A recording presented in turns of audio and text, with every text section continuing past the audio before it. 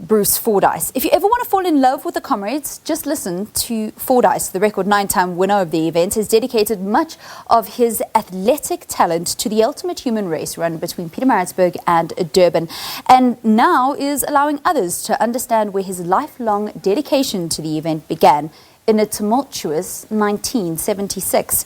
He joins me to speak about his new book, Winged Messenger. A very good morning and welcome to Morning Live. Yes, morning. Thanks, Valen. Bruce, we're just waiting to get your picture up and running, but we can I'm trying to make it. Unfortunately, we're struggling. Okay. I think for now, though, I think we can continue. Do you want to explain the title for us, Winged Messenger?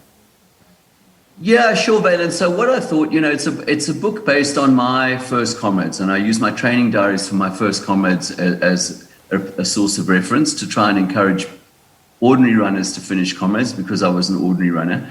And I could have called it Run Your First Comrades, but that's boring. And it just suddenly struck me. It's probably one of the very few epiphanies I'll ever have.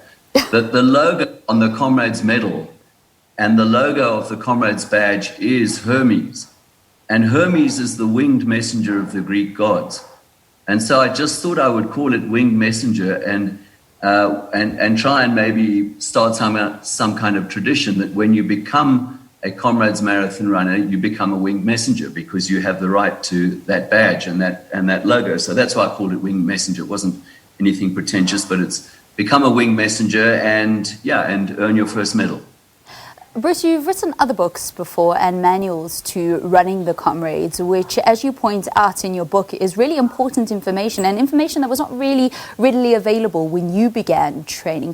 Why did you choose to focus in on novices this time around? Because I just felt that, the vast majority of Comrades runners, particularly novices, have no... they can't expect to win the race. Unlike me, they didn't choose their parents correctly, so it's genetic. And so I would lose them if I wrote a book about how to win. People would look at it and say, yes, but that's not me. But if I wrote a book about how to finish, which is what I was a student in my first Comrades Marathon in 1977. And to put it in order of priorities, I was trying to pass my degree. I was partying a lot, I was pursuing the opposite sex, and I was a typical student. And by the way, I was also a runner. And so that's why the book is quite good from that point of view. It's how to be an ordinary person and finish and run and finish your first Comrades. You mentioned that Comrades gave you purpose and a chance to prove yourself. You speak about the heartbreak and how running helped you through that, the partying and everything else that comes with running your first Comrades. But your first run only lasted 10 minutes. Well, yes, so I had to start somewhere. And I didn't start to lose weight. I didn't start to get fit. I started with one aim in mind, and that was to run the following year's Comrades. So that was June 1976. So by chance, it was a calendar year. And I was going from zero base. So by mistake, I did the correct thing, which is I started very gently and made it so easy that I would have no problem to run again the next day and the next day. So my first run was 10 minutes around the Wits rugby fields. I was in residence there, 10 minutes around the Wits rugby fields. And I ran at night in case anyone saw me because I was embarrassed that people would see me running. And that was it, 10 minutes. And it was the greatest gift that I've ever given myself. Well, make no mistake, 2 months in and you were running 4 and 3.5 minute kilometers regularly. So I mean, the athletic talent and the athletic ability were there. And I suppose you're not really telling people who are wanting to do their Comrades Marathon that those are the kind of times that they need to be aiming for. What do you suggest is the most important thing for novices? Recording time on the road or just distance covered?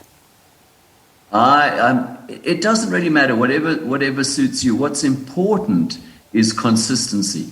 And so what I think you'll pick up in the book is, though there were interruptions, for social life and also actually studying for my exams, I more or less kept going solidly throughout that whole time, so that by the time, that was June, by the time I got to December, 6 months later, I had a solid foundation, a very solid base. And from that, I could springboard on to running my first marathon, then my first ultra, and then Comrades. So it's not about the speed, it's not about the the time really, it's about consistency and keeping going. And that probably was the key.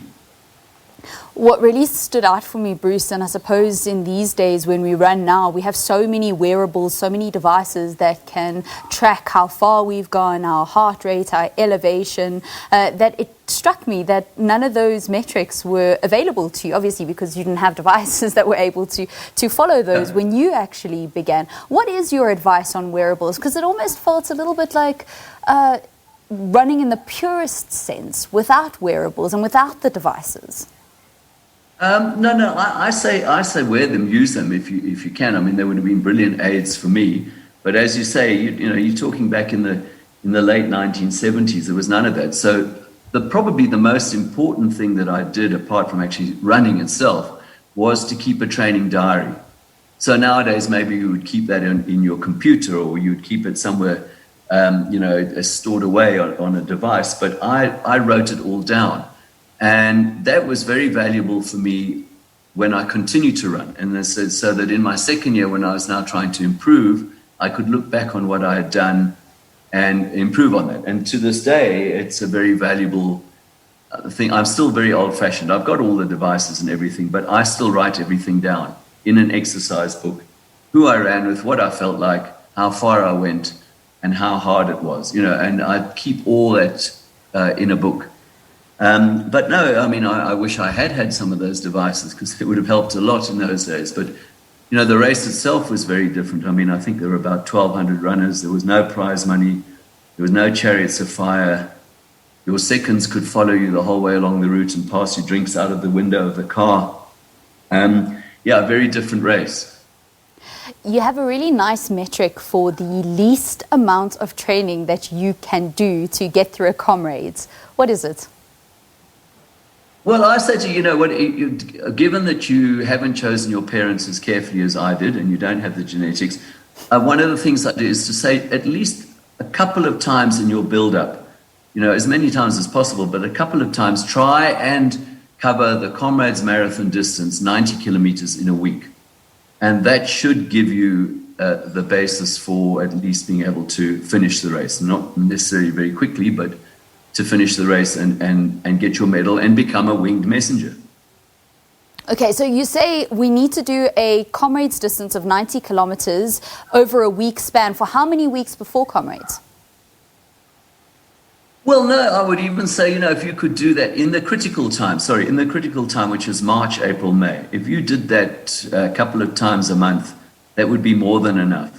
And again, remember, it depends, as I said, how genetically talented you are. So a really genetically talented person could probably get away with doing very little training. But to make the journey more fun and to make it more interesting, yes, if you can try and hit the Comrades distance 80 to 90 kilometers a week a couple of times in a month, that would be great in those critical months.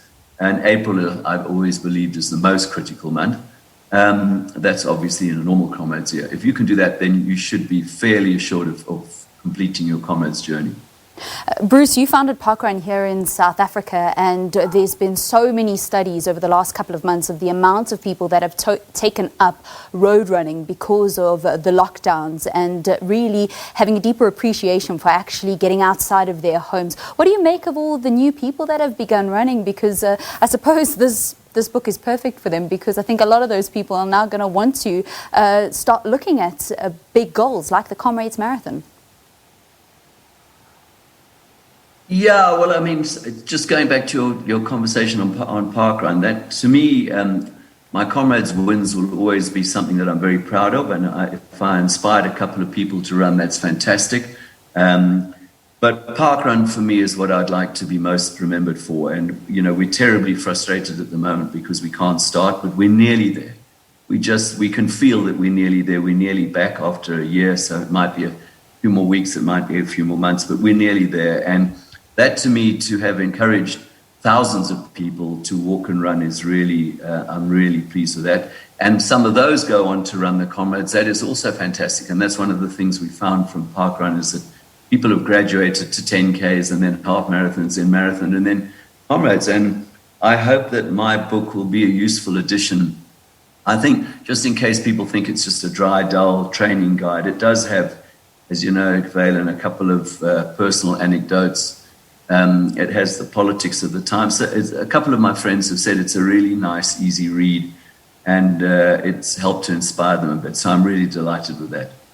Yeah, it certainly is full of little anecdotes, and when you read it, it's very much like going to one of your talks where you inspire people, where they gain so much from hearing you speak, and they don't realize just how much hard facts you give them, along with all of the funny bits. So thank you very much, Bruce. Bruce Fordyce won the Comrades Marathon 9 times, speaking to us about his new book, Winged Messenger, which is for all those people who are hoping to do the Comrades Marathon for the first time. Thanks for your time, Bruce, and that's